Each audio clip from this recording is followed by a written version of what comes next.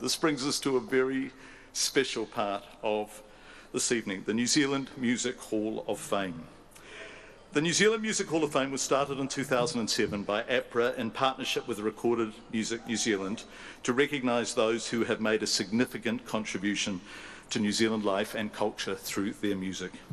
The Hall of Fame includes some of New Zealand's most treasured musicians, and tonight, as we all know, one more will be added.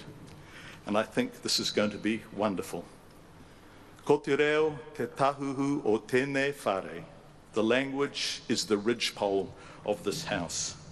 Who would deny that? Well, us, for an indecently long time. Incredibly, Māori only became an official language of New Zealand in 1987, denied its uniqueness. But there were people determined we would not be denied it. The wonderful documentary Poie reminds us of the role music played in that. Dalvania, Snoi, the Pātea Māori Club, we salute you. And tonight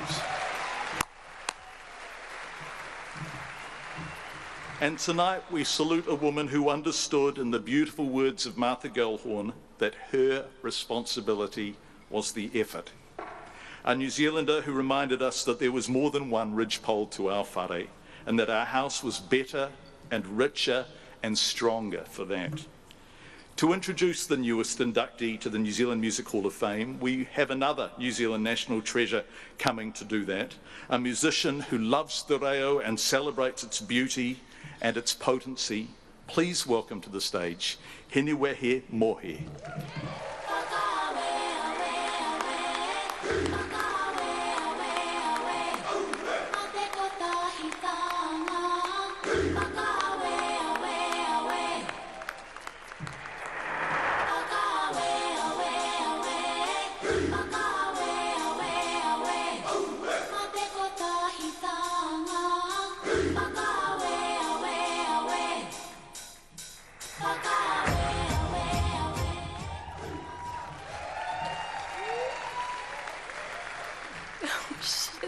I'm gonna cry. Oh God, I'm gonna cry all the way through this because I love this person so much. Sorry. Raurangatira mā o te ao pūoro, tēnā tātou katoa. I first met Moana when I was a third former at St. Joseph's Māori Girls College. She was really brainy, and she was a dux in her senior year. At university, she teamed up with an old St. Joe's mate, Aroaro, to enter into Talent Quest so that they could subsidise their student life. Kaore he wahine, eri te kia hine moa. And her tipuna stood behind her and with her throughout her musical career. Later, Moana got me my first band gig, and at the same time she started a residency at Club 21, and I was a regular there. In 1987, Dalvanias headhunted Moana to front the Kua Mākona campaign, funded by the Alcoholic Advisory Council. I was in the music video, and it was all about the big hair, the big earrings, and big shoulder pads. And it was a very successful campaign with great visibility, but contrary to its message for drinking in moderation, we often sang it at parties when we hadn't been so moderate. And according to Moana's son, Hikurangi Kimiora, they still do. Oe, tau kiri e. Moana graduated with a law degree and applied what she'd learnt to her work with the Kia Mohi o Kia Marama Trust, demystifying the treaty and past injustices. Moana's a fantastic artist who distilled these messages into cartoon drawings. At Aotearoa Radio, Moana hosted Talkback, which was insightful and thought-provoking, always on the pulse of Māori and New Zealand politics. Many of us working there were performers, and we'd stage concerts and use the station studio to record ditties and commercials and songs like A, E, I, O, U came from that. Moana formed her band with Moana and the Moa Hunters and pulled me into the lineup, and she developed a very pioneering combination of entertainment and activism, performing music that promoted te reo and kaupapa Māori. It was really exciting to be a part of it. Pupurutia, pupurutia.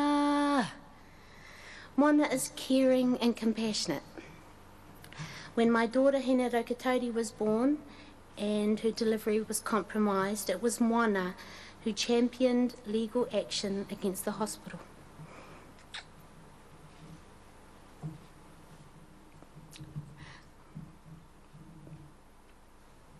Moana really is a friend indeed. A friend indeed.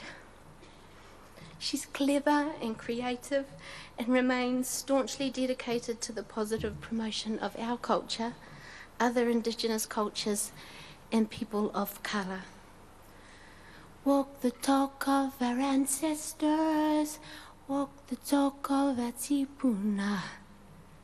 Moana continues to write, record, and perform nationally and internationally, spreading important messages of our responsibility to the world we live in and advocating for change. She's sassy and courageous, she's my friend, she's my sister. He mārei kura, he wahine toa. We'll now watch a video tribute to Moana.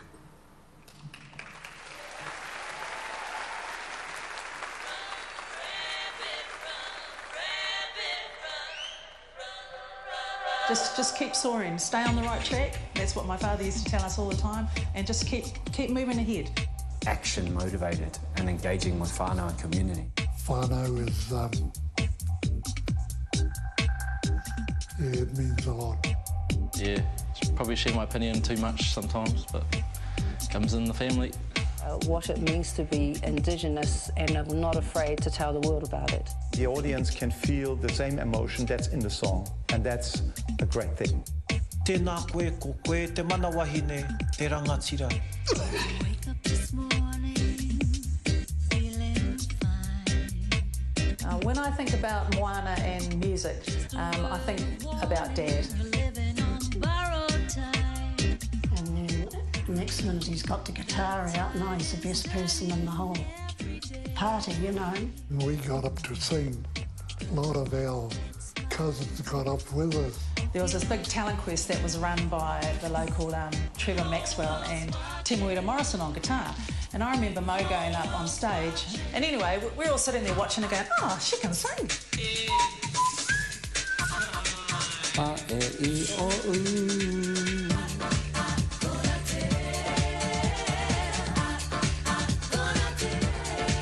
Our people had no written language. Their stories were told in carving, song, and dance. No waiata like A-E-I-O-U, Akona Te Reo in 91 was, was hugely influential waiata, and New Zealand On Air's first video, and she was the voice of that generation, and it's about time we celebrated her. She's part of the arts, and she always has been speaking up for the rights of tangata whenua. It's very important. I know people can think, oh, well, they're just, they're flying their flag around or whatever they want to refer to it as. But it's actually deeper than that. If you took some time out, you'd actually understand that that's what she is actually here for, that's what she stands for, that's what she believes in.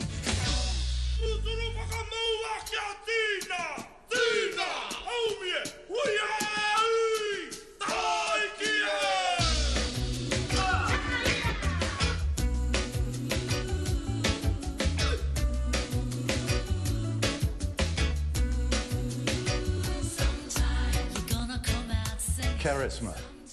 I think that's the most important thing, because I've seen her, 150 times or so on stage, and it's fascinating to see her, whether it is in New Caledonia or in northern Norway or in Taiwan. That's where we find the connection, the tribal roots. She can collaborate with Indigenous people from all over the planet. She's an ambassador for New Zealand, Aotearoa. Sometimes you close your eyes.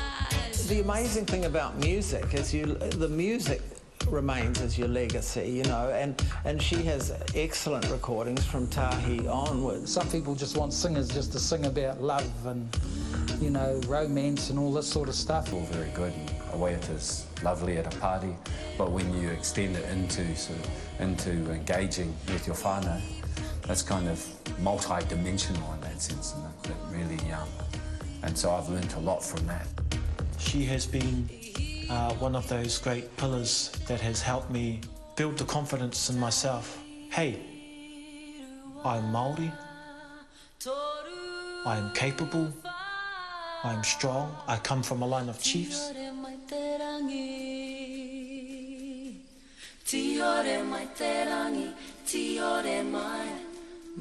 like to say I'm very proud of you, Mum. I'm proud of everything you've done. You got a big heart and I love you. Congratulations, well done, and we'll see you for whakai at your house. You're such a role model, not just for the whānau, but for all our nieces and nephews. And yeah, you're very inspirational. Kia ora mau. Tēnei te mihi atu ki awa koe.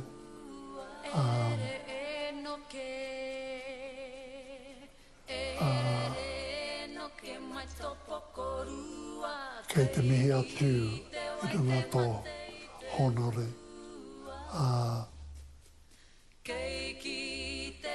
Ko eke koe ki tēnā taumata.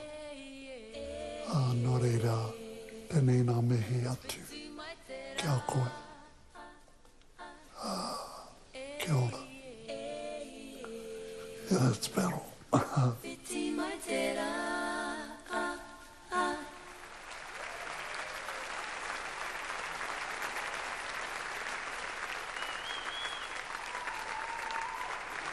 Black pearl, precious little girl, let us put you up where you belong. Please welcome to the stage, Moana Maniapoto.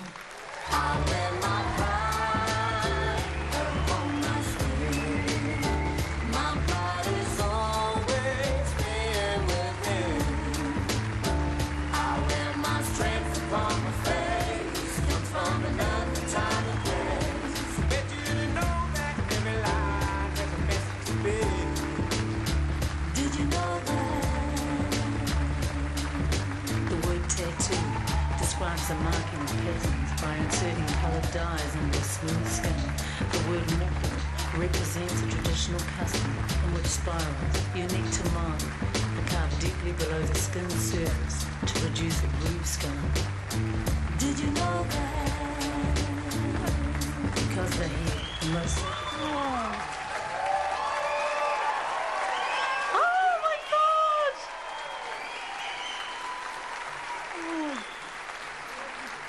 Oh my God, thank you so much. Jeepers, I thought you were going to wait for like later on in the night. Oh, kia ora koutou. Thank you, Hinwins, my little darling, my little turdy from Hatu Hohepa. She's good girl, good girl. He mihi atu tēnei kia koutou, ngā mana whenua, ngā mātā waka, ki ngā kaitito, ngā kai puoro, te whānau, whānui, e mātaki mai a mātou. Nō reira tēnā koutou katoa, he honore nui tēnei. Kia ora henuihi.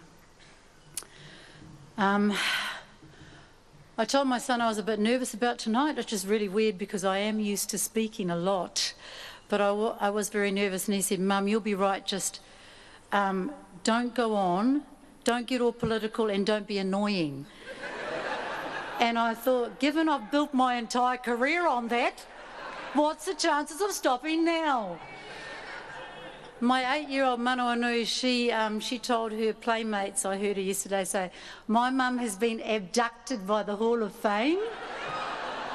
And I thought, that's just about right. It's been very funny. It's been very full on with interviews. And this really weird thing has happened because I got a beautiful text from our old mate Hone Harawera, saying awesome, awesome. And then I got a shout out from Whale Oil. I mean, how they said raging lefty, but, you know, accolade really deserved, and then everything in between. I've been induced this week, which is very painful for anyone to be induced, inducted, abducted, and thanks to my ex-husband Willie Jackson, indicted. I mean, I am bloody knackered, people. So, forgive me, Russell Bailey, if I go on a bit. Get your sleeping bag out. So my first response when reading the letter from Anthony Healy, the way he worded it, was to measure myself against the other people who've been abducted into the Hall of Fame, and to many of you in this room who, my God, I bow down to for your talent, and to many still outside this room, and I measured myself and I found myself falling short. All I could see is the flaws and weaknesses. So I had to think long and hard about it, and there's Dalvanius in my ear. He's in my ear quite a bit. He said to us Ahins, and here's one for all the Maioha finalists. Remember, you are not the star, the reo is the star. He used to say that, and he said to be nice to people on the way up, because you meet the same ones on the way down. And the really important thing, as he said, was don't believe your own publicity. But every argument that I had against accepting this most amazing invitation was anticipated by the very wily Mr. Healy, and I think that's his legal training. The only way that I could get my head around this is to see it as an acknowledgement of the whakapapa of Māori music, that it's not about me, that it's from our tūpuna right down to the Maioha finalists tonight, to the crew from up north, the alien weaponry crew who sing te reo heavy metal, and the Smoke-Free Rock Quest, and to all those whose best work is yet to come, and I count myself in that. So I accept this award with tremendous pride that my own work has formed part of the continuum, and with the whakatauki, e hara taku tō i te tō taki tahi he tō taki tini. My achievements aren't mine alone, but of the many. It's not about me. So please forgive me if I just spend some time to say that my music has been enriched by many creatives. That's producers, writers, co-writers, collaborators, singers, performers, musicians, but it also continues to be informed and inspired by many people outside the music industry. Incredible thinkers, visionaries, activists, academics, and artivists.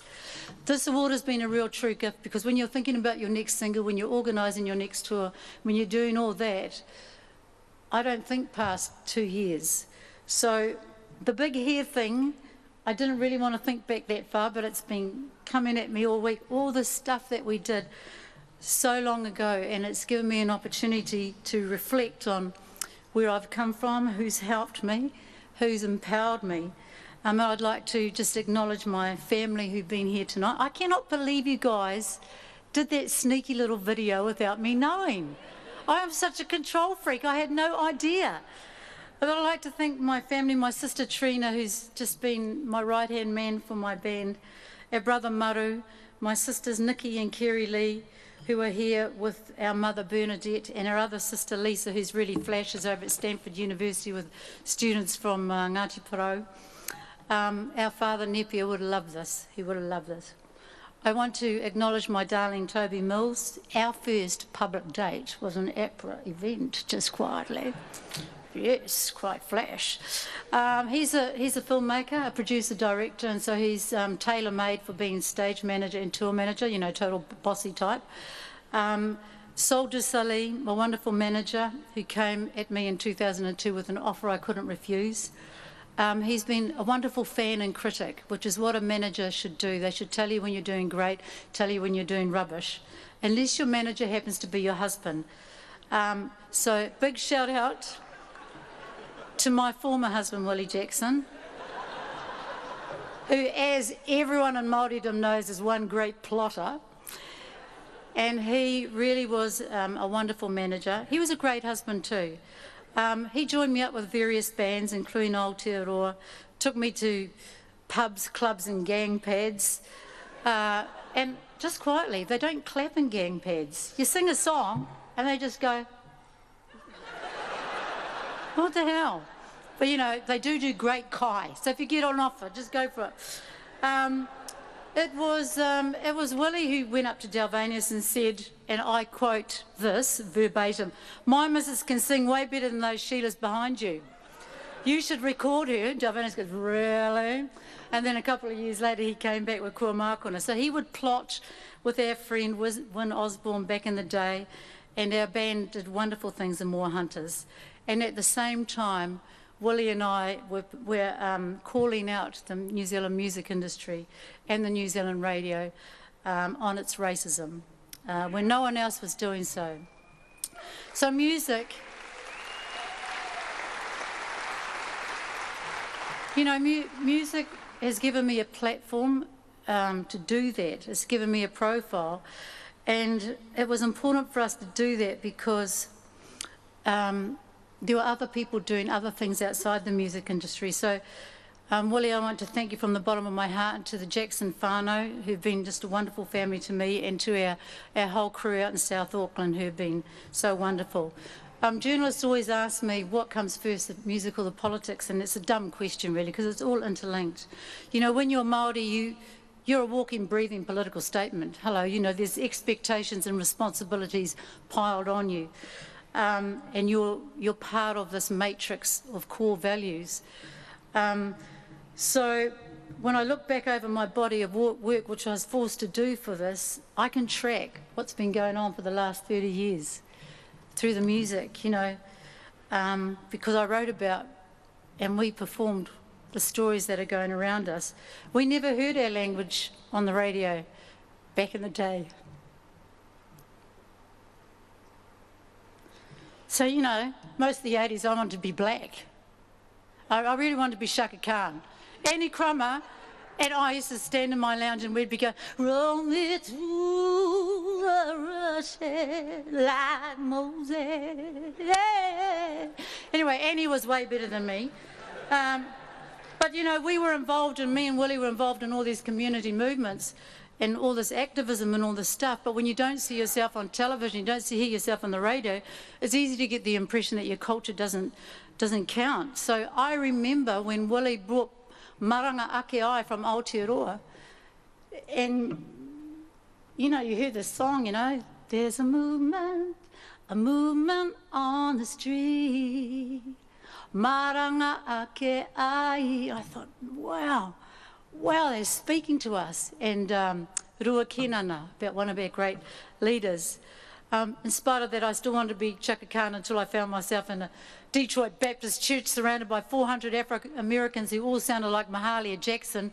And the minister at the front said, "We've got a popular Maori singer here, a Maori Indian woman. She's going to get up to sing." And I thought, God damn it, I've been trying to be black for like most of my life. And as I was walking up, I had my epiphany. This is a good time to be Māori.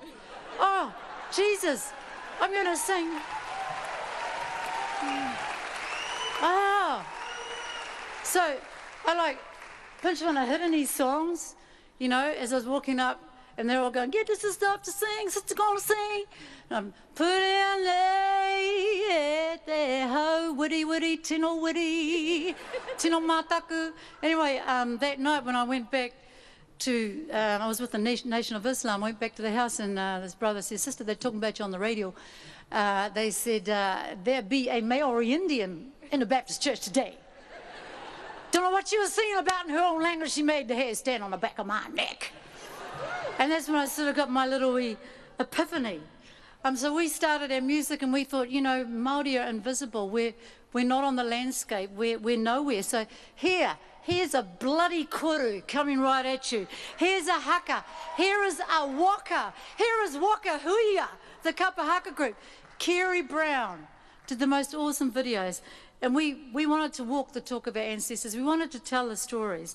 We spent a long time challenging and reaffirming, because the music industry is a microcosm of the wider society that we've been a part of. So outside the music industry, our mates were shaking the tree.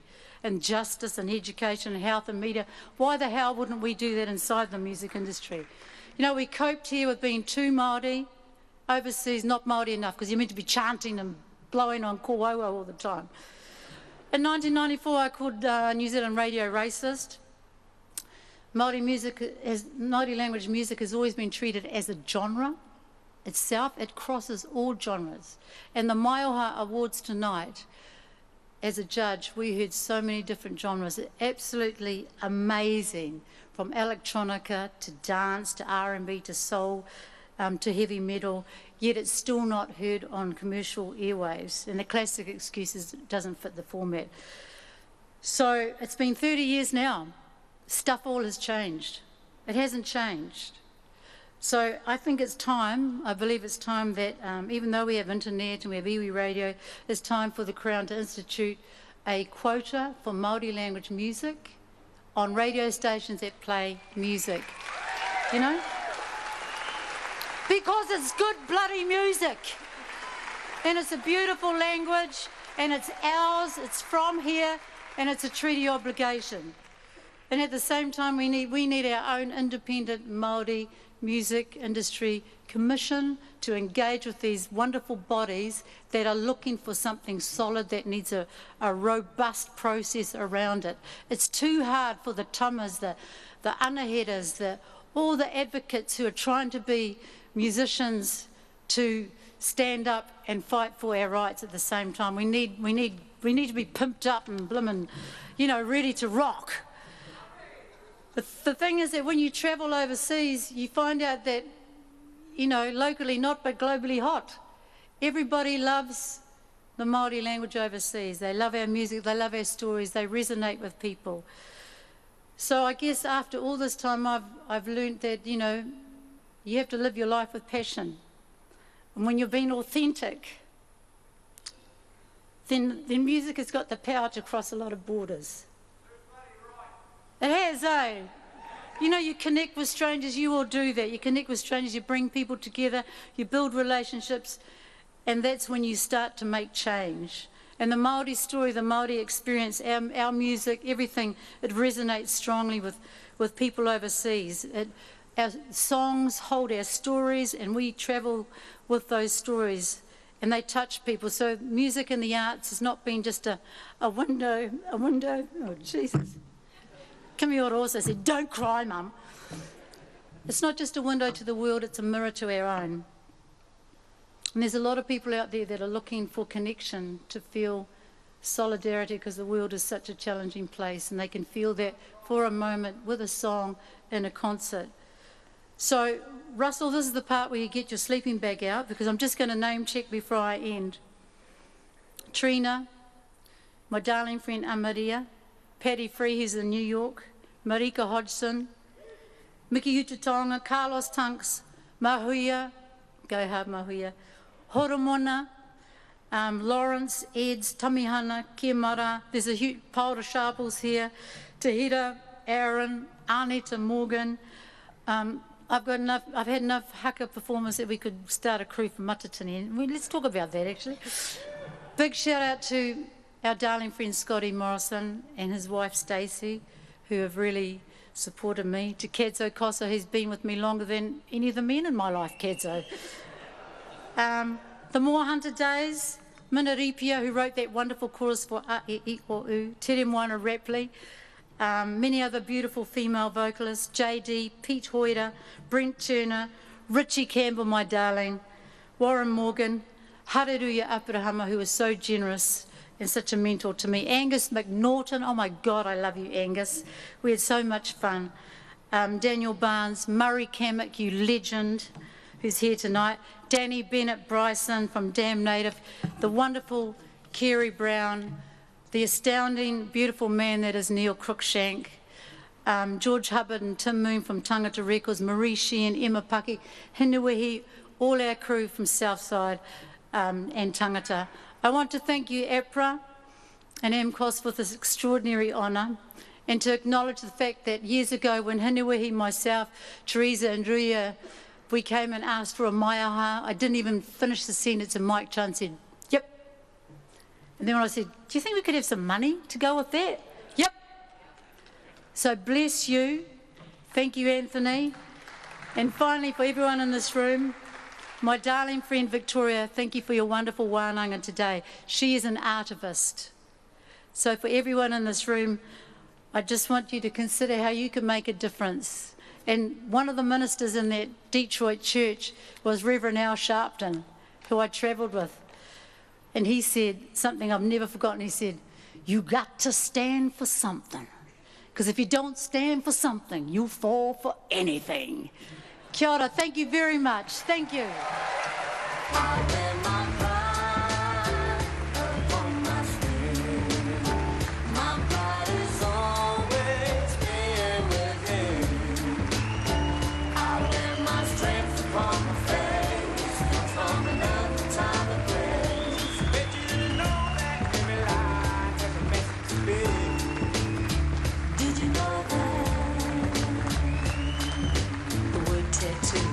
Describes the marking of patterns by inserting coloured dyes under smooth skin. The word moko represents a traditional custom in which style is unique to the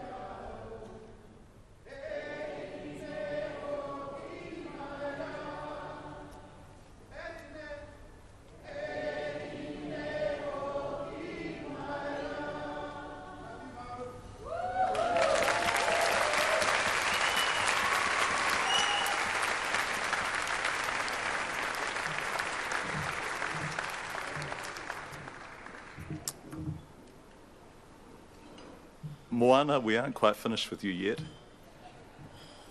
but I want to say that was just extraordinary oratory, and your ability to be persuasive, passionate, intelligent, insightful, honest, raw, human, revealing, generous, incredibly generous in 2 languages is a remarkable thing.